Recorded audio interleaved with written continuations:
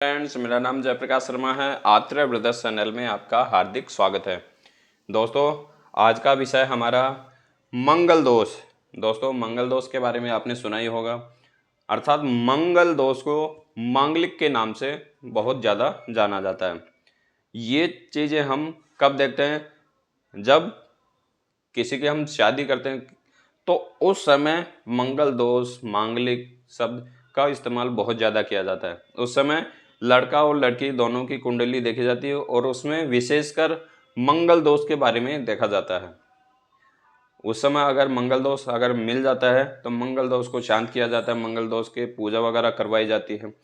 लेकिन कई बार ऐसा होता है कि जातक की शादी होने के बाद में पता चलता है कि वह मांगलिक है। और वह कब पता चलता है? जब उसकी लाइफ में एक भूचाल आ जाता है। क्योंकि मंगल देव की जब दोष लग जाता है तो उस कंडीशन में जातक को सांसारिक मांगलिक कार्यों में बहुत ज़्यादा बाधाएं पैदा करता है। तो वह जब पैदा होती है तब किसी से कुछ जन्म कुंडली दिखाएगा, तब पता चलता है कि जातक मांगलिक है।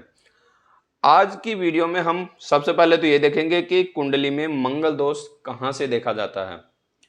फिर देखेंगे कि मंगल दोष अगर लग रहा है तो इस दोष से कैसे बचा जा सकता है, वो चीज भी हमें देखना है। तो सबसे पहले तो हम देखेंगे कि मंगल देव कहाँ कहाँ बैठते हैं, तब इस दोष का उपयोग होता है।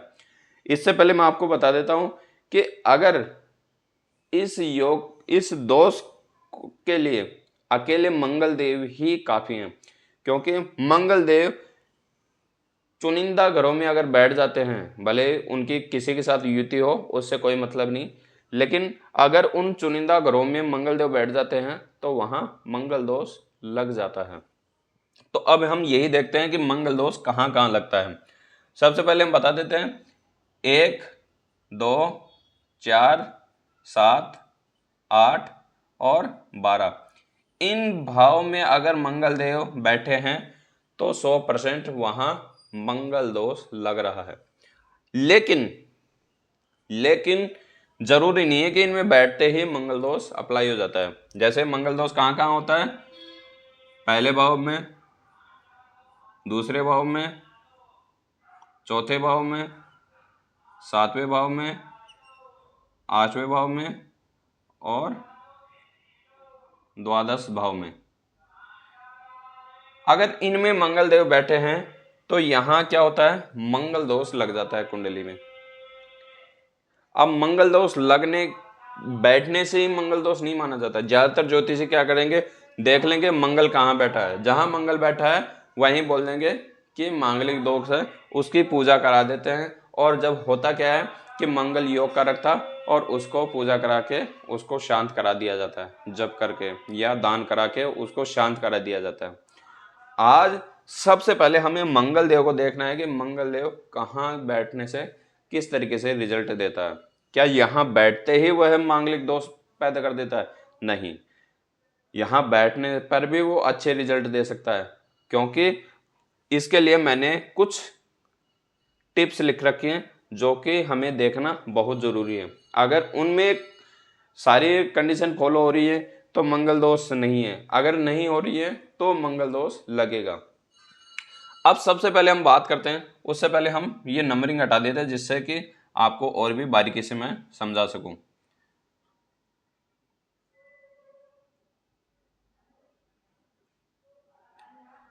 दोस्तों, वैसे मंगल दोष ऐसा दोष है कि ज्यादातर वैवाहिक जीवन हमेशा गंभीर कंडीशन में पहुंच जाता है। तो अब हम बात करते हैं मंगल देव। देखो, मंगल देव भले योग कारक हो या मारक हो, वो बात की बात है। सबसे पहले उसकी डिग्री देखो। डिग्री में 0, 1 या 28, 29 या 30 ऐसे अगर डिग्री दिख रही है तो समझ लो कि मंगल देव योग कारक है या मारक है। कोई भी हो, वह बलहीन है, वो कुछ भी काम नहीं करेगा, ना वो अच्छा करेगा ना वो बुरा करेगा। क्योंकि जिस व्यक्ति के पास में कोई ताकत ही नहीं है तो वो क्या किसी से झगड़ सकता है? नहीं।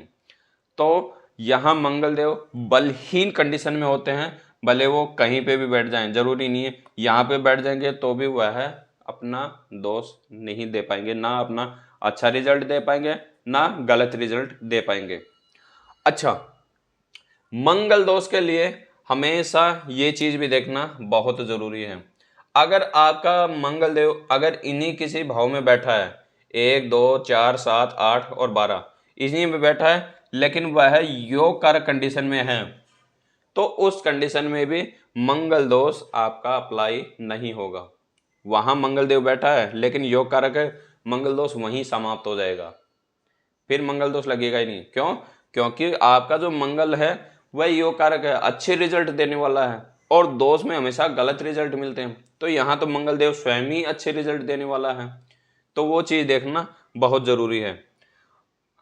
फिर देखते हैं कि मान लिया एक कंडीशन में कि मंगल देव गलत है, वह मारक कंडीशन में है, लेकिन अगर स्वयं की राशि में बैठे हैं तो स्वयं के घर को कोई भी खराब नहीं करना चाहता। एक एग्जांपल कि अगर आप अपने घर को खराब करना चाहोगे, नहीं, अगर आपके घर में कोई भी सामान है तो और कोई चोर आ रहा है तो आप चोर को भगाओगे, ना कि चोर को अपना सामान दोगे कि ले जा भाई चोरी कर ले। तो यहाँ स्वयं के घर में अगर मंगल देव बैठता है तो भी यहाँ मंगल दोष समाप्त हो जाता है। क्यों? स्वयं के घर में बैठा है, तो स्वयं के घर में अगर मारक भी होता है कोई भी ग्रह तो भी वह अच्छे रिजल्ट देता है। क्यों? क्योंकि वह अपने घर को खराब नहीं करना चाहता।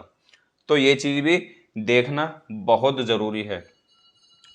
उसके बाद बात करते हैं कि अगर मंगल देव सूर्य के आसपास में भटक रहे हैं, सूर्य के साथ में बैठ गए, तो उस कंडीशन में अस्त कंडीशन में पहुंच जाते हैं, तो वो चीज भी देखना जरूरी है कि कहीं सूर्य के साथ में अगर अस्त हो रखे हैं तो मंगल दोष वहीं समाप्त हो जाता है। अगर इनमें कहीं पे भी मंगल देव बैठे हैं और साथ में सूर्य की दृष्टि पर सूर्य बैठे हैं और इनका मतलब बीच की जो दूरी है काफी कम है, तो उस कंडीशन में मंगल देव सूर्य के साथ में अस्त हो जाते हैं, तो उस कंडीशन में भी मंगल देव आपकी कुंडली में गलत परिणाम नहीं देंगे। क्यों? क्योंकि वह सूर्य के कारण अस्त हो गए, और अस्त ग्रह कभी भी नेगेटिव या पॉजिटिव रिजल्ट नहीं देता। तो ये चीज भी आपको देखना बहुत जरूरी है। उसके बाद बात करते हैं आगे की, लेकिन सबसे पहले हम इन दो विषयों के बारे में, 3 विषयों के बारे में देख लेते हैं। अगर जैसे मान लो कि हमारी कुंडली में मंगल देव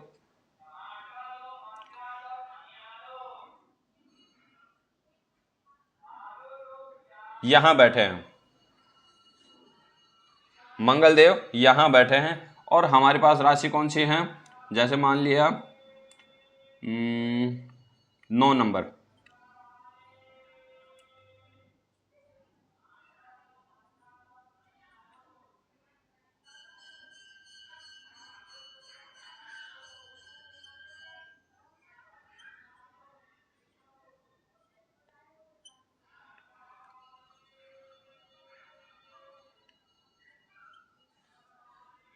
अब जैसे ये हमारे सामने एक कुंडली है जिसमें कि लग्नेश कौन है, गुरुदेव।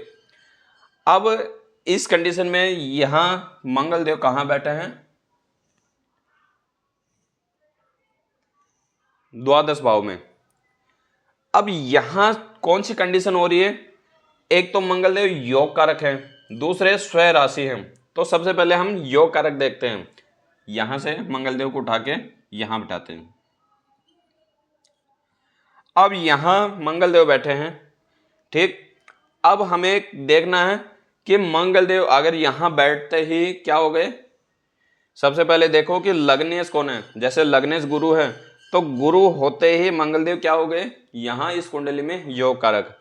तो इस कंडीशन में अगर आपको कुंडली दिख रही है तो वहां आपको चिंता करने की जरूरत नहीं है। क्यों?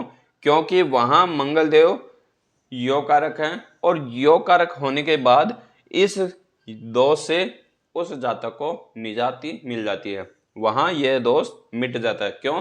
क्योंकि मंगल देव योग कारक कंडीशन में है, तो उस कंडीशन में हमें यह नहीं देखना कि यहां मंगल देव बैठ गए तो इसको शांत कर दो, यहां भूल के भी शांत मत करना। कहीं हम कर देते हैं ना, दान करके मंगल देव को शांत करा दिए, तो वहां हमारा मंगल देव जो अच्छा है उसको हमने शांत कर दिया। तो ये चीज़ देखना जरूरी है कि आपका मंगल देव योग कारक है, तो हमें यहाँ ये चीज़ नहीं देखनी है। उसके बाद बात करते हैं कि अगर जैसे मंगल देव मारक कंडीशन में है, मारक कंडीशन में कैसे होंगे देखते हैं अभी। उसमें भी हमें कुछ अच्छा ही देखने को मिलेगा। जब मंगल देव ऐसे कंडीशन में हो कि मारक कंडीशन है लेकिन अपनी स्वयं की राशि में बैठे हैं, तो वहाँ पे भी यह चीज़ बहुत अच्छे से देखनी होगी।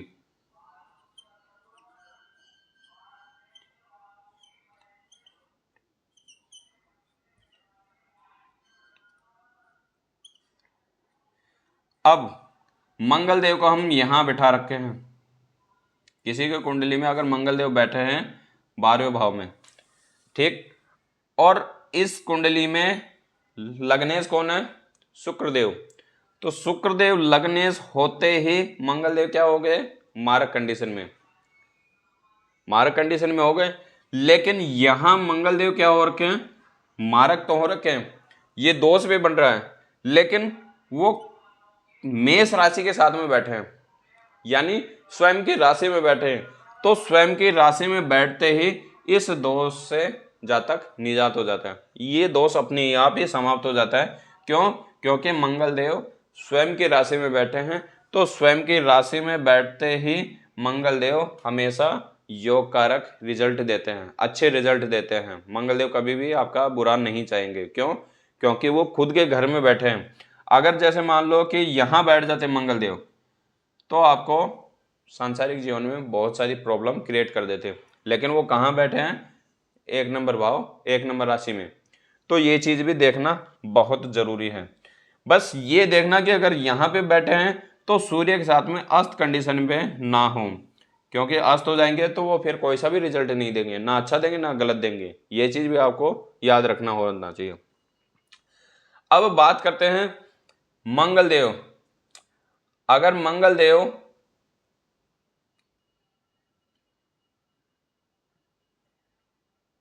यहां बैठे हैं,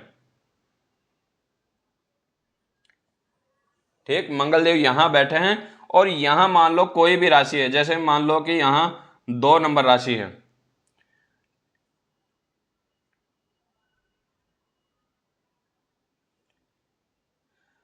यहां मंगल देव बैठे हैं और यहां 2 नंबर राशि है, तो यहां पे भी कुछ समझने की बात है।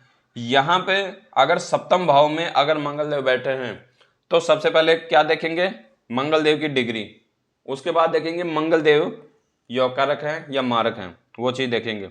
उसके बाद देखेंगे कि इस घर का जो मालिक है, इस घर का मालिक कौन है, 2 नंबर राशि का स्वामी। 2 नंबर राशि का स्वामी कौन है, शुक्रदेव।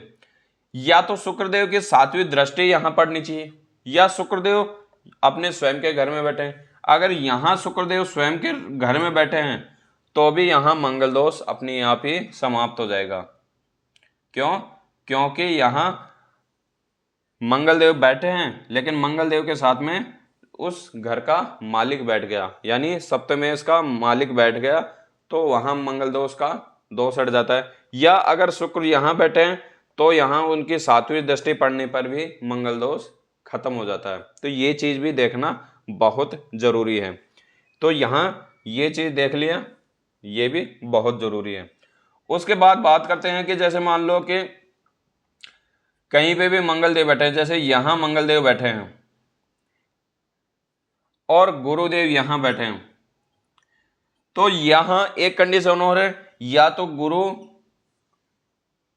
इसी भाव में बैठे हो या गुरु की यहां पे दृष्टि पड़ रही हो, तो वो चीज भी देखना जरूरी है। जैसे मंगल देव के बिल्कुल सामने गुरु बैठे हैं तो गुरु के 7वीं दृष्टि पड़ रही है, तो यहां पे भी मंगल दोष समाप्त हो जाता है, भले यहां मंगल मारक क्यों ना हो। क्यों, गुरु की दृष्टि पड़ते ही यहां क्या होता है, मंगल देव का जो दोष है ये दोष अपने आप ही समाप्त हो जाता है। या गुरुदेव यहां स्वयं इसी घर में बैठे हैं तो उस कंडीशन में भी यहाँ इस दोष से मुक्ति मिल जाती है, ये दोष हमेशा समाप्त हो जाता है। तो ये चीज देखना बहुत जरूरी है। उसके बाद में बात करते हैं कि जैसे मान लो कि मंगलदेव बैठे हैं यहीं और यहां पे आ रखी है 10 नंबर राशि,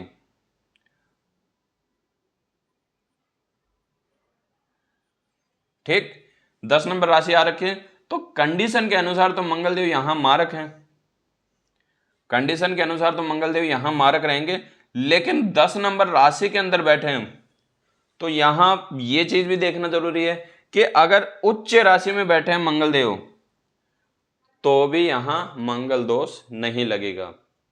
और अगर बात करें यहां कि यहां अगर 4 नंबर राशि बैठी है जो कि नीच राशि होती है, तो यहां इतना तगड़ा मंगल दोष लगता है कि एक तो मंगल मारक है, दूसरा उनका नीच कंडीशन में बैठ के, नीच राशि में बैठ के, नीच राशि में बैठते ही वह और भी ज्यादा गंदे हो जाते हैं, और भी ज्यादा गलत परिणाम देने पर बाध्य हो जाते हैं, तो पूरी तरह लाइफ को तहस नहस कर देंगे यहां।